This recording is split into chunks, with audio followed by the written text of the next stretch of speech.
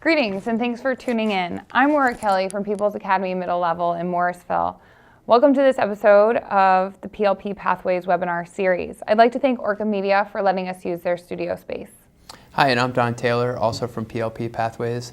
We'd like to thank the Middle Grades Collaborative for helping to support PLP Pathways, as well as the Tarrant Institute for Innovative Education. Before we get into today's shows, we want to let you know how to stay connected with PLP Pathways. You can follow us on Twitter, Google+, YouTube, and at plppathways.blogspot.com. Every month we'll be hosting a Google Hangout for Vermont educators. This pre-recorded segment will lead to online discussion, collaboration, and planning among interested educators. Our next webinar is actually Thursday, March 24th at 3:30 p.m. If you can't make that one, you can check out PLP Pathways to see our schedule of regular monthly webinars.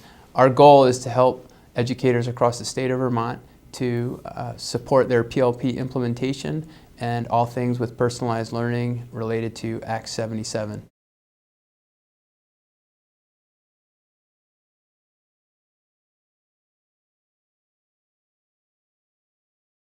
Today, Maura and I wanted to talk about the confluence of proficiency-based graduation requirements and PLPs and personalized learning. Mm-hmm. This is a fairly complex topic, and Maura, I'm going to start with asking you, how are you dealing with proficiency-based learning, and how does that tie into PLPs and personalization? Yep. So just starting this year, we started to really look at our proficiencies, our graduation standards, and our district has them laid out in some really nice documents, and we spent a lot of time this summer looking at the Great School Partnership and developing learning scales to help students reflect on their learning as they grow towards reaching those proficiencies. So our real charge this year as teachers was just getting familiar with the learning targets and building learning scales to help students reflect on their building towards becoming proficient in different skill levels. So that's really where our focus has been. And we've been playing with that throughout the year for all of our units of study and helping students to reflect on their growth as a learner and finding elements of proficiencies within the classroom. Mm-hmm. And that's sort of where we are right now. Okay. We've done taken somewhat of a similar path. We've been using proficiencies for a few years now, but now that the Agency of Education in Vermont has come out with some real guidelines, both through the EQS and related to the new Act 77, we've started to look at proficiencies in much more detail. We've started to align those with our previous standards-based curriculum and the Common Core standards. And now teachers are starting to look at how those proficiencies are going to shape student learning and student outcomes.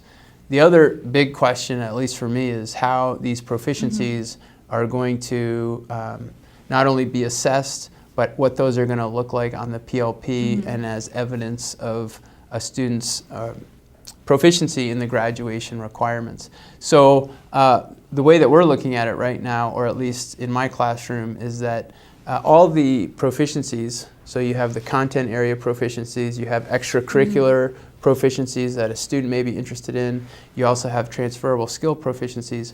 All that evidence is going into the Google Drive, and we're using the Google Drive as a holding place for all the work that kids are doing to provide evidence that they're making progress and that they're growing and learning.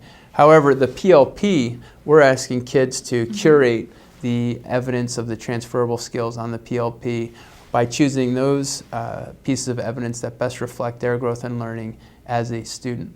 And we're trying to sort of combine both the proficiencies and the personalized learning to create a whole picture of the student, and that whole picture is on the personal learning plan.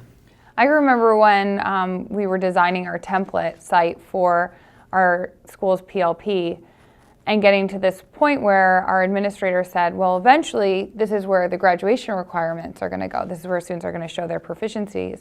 And I can remember feeling a real sense of panic and worrying that we were going to really lose the student as being central to this whole experience.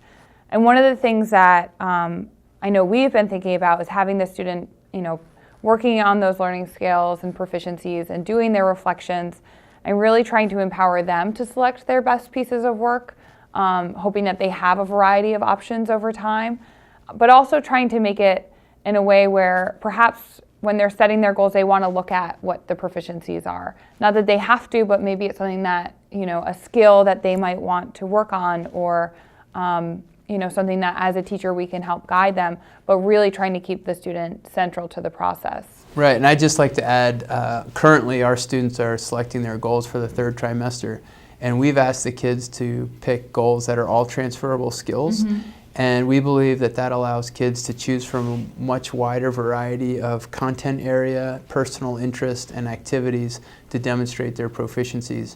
So essentially, we're asking kids to look at those transferable skills and to apply them in all areas of their life and learning, in the hopes that they can see not only the value of those skills, but how they're interconnected and interrelated, and able to demonstrate those on their PLPs. And I think that's the thread that is connecting everything, those transferable skills, because that's the hope that it's not just from 8 in the morning till 3 in the afternoon you're working on, these specific things. We're hoping that the learning continues outside of this school day, and the skill continues, and that it's evident in everything that they're doing.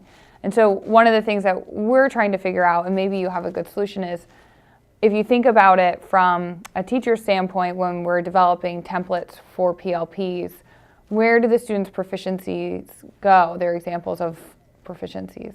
Right. Well, that's a good question, and I think that that leads down the road of personalization and proficiencies to not only student-driven curriculum, but curriculum that's driven by some of the elements of the PLP. So, for example, on our PLP, we have areas dedicated to citizenship, we have areas dedicated to goals and evidence, and we have areas dedicated to community and relationships. And so now the teachers need to start thinking about where in my curriculum are those connections between citizenship and the community. Where can we find those, both currently and historically, and have kids investigating those in a way that not only is interesting to them, but is going to show them the value of understanding and participating in these activities in their local communities. Well, I have to say it's a quick conversation, and I think it's going to be a very complex topic that teachers are going to be dealing with across the next few years. How do proficiency-based graduation requirements and personalization come together to create a dynamic learning environment for students? I'm Don Taylor, again, from PLP Pathways. This is Maura Kelly. We're here to support you in continuous professional development. Please check us out on PLPPathways.com, and you can also look for us on Google+, Twitter, and Blogger. Thanks very much, and we'll see you next time.